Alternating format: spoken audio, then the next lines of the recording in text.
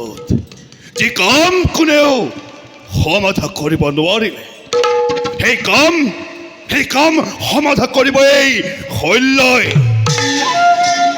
যোন পথৰি দিনা কোনে কোৱা কথা মোৰ পৰিছে মনত। শল্য, তুমি এই দুৰ্যোধনৰ মান ৰক্ষা কৰিব লাগিব। আৰু আজি সেই অপূৰ্ব সুযোগ সমাগত। দুৰ্যোধন অতদিনে অযোগ্যজনক সেনাপতি পাতি শক্তি ক্ষয় কৰি যি ভুল কৰি আহিলা তাক আজি ভালদৰে বুজিব পাৰিবা। এই মত্তপতিক কুৰুক্ষেত্ৰৰ আদি সেনাপতি পতা হলে এই হস্তিনাপুৰত পতিহীনা অবলৰ পিতৃহীনা পুত্ৰ কন্যাৰ কৰুণ বিননি শুনিব নেলাগিলেহেঁতেন। ইফালে দুৰ্ঘোৰ যুদ্ধ লাগিছে আৰু তুমি ইয়াত আহি কৌৰৱৰ সেনাপতি হৈ প্ৰাকৃতিক সৌন্দৰ্য উপভোগ কৰিছাহি। মামা, শল্যই নিজৰ দায়িত্ব বুজে। শুনি সন্তোষ পালো। ক'ত? যুদ্ধক্ষেত্ৰত কুৰুসেনা ফালৰ পৰা পিহি আনিছে। তুমি ইয়াত কিয়? তোমাক বিচাৰি। মোৰ কোনো আৱশ্যক নাই। যোৱা, যুদ্ধ কৰা। আমাৰ জয় অনিবাৰ্য। মই ইয়াতে হিমাৰ্জুনৰ বাবে অপেক্ষা কৰিম। সেনাপতিক নেদেখি আমাৰ সৈন্য তৰ্ক নালাগে মামা। কৌৰৱৰ সেনাপতি মই। মোৰ আদেশ, যোৱা, যুদ্ধ কৰা। আৰু যদি আদেশ পালন নকৰো? কুৰুপতিৰ মামা বুলি নকৰিম ক্ষমা। কুৰুক্ষেত্ৰত পুৰুষৰ কোনো স্থান নাই। যোৱা, যুদ্ধ কৰাগৈ।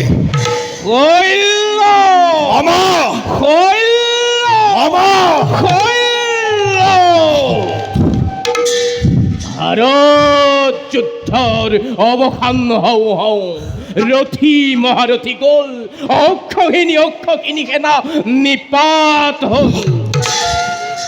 ভাৰতৰ অতুল প্ৰতাপী মহাৰাজ দুৰ্যোধন ভাতৃহীন শক্তিহীন হ'ল।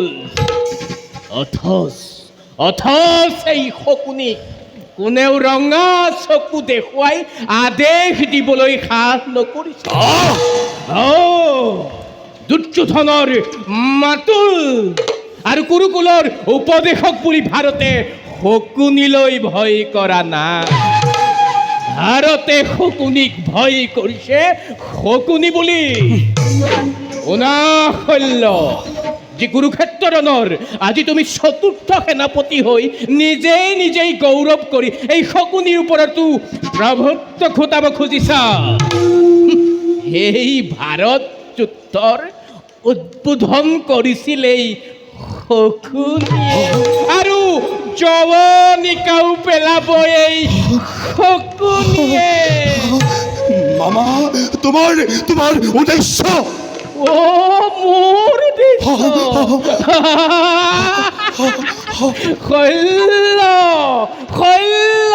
শল্য, মোৰ উদ্দেশ্য জানিব খুজিছা?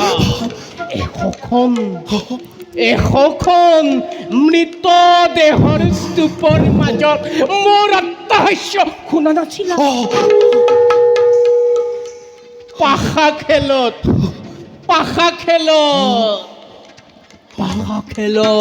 পিতৃৰ অস্থিৰে নিৰ্মিত বাহুতি দেখি বুজিব নোৱাৰিলা মোৰ উদ্দেশ্য?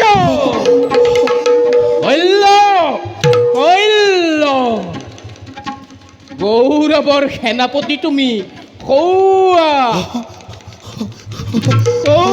যুধিষ্ঠিৰ বায়ুৰ বেগেৰে এইফালে আহিব লাগিছে। কৌৰৱৰ সেনাপতি তুমি। পৰপাৰত নিয়তিৰ ভেৰি বাজি উঠে। যোৱা, তুমিও আগবাঢ়া।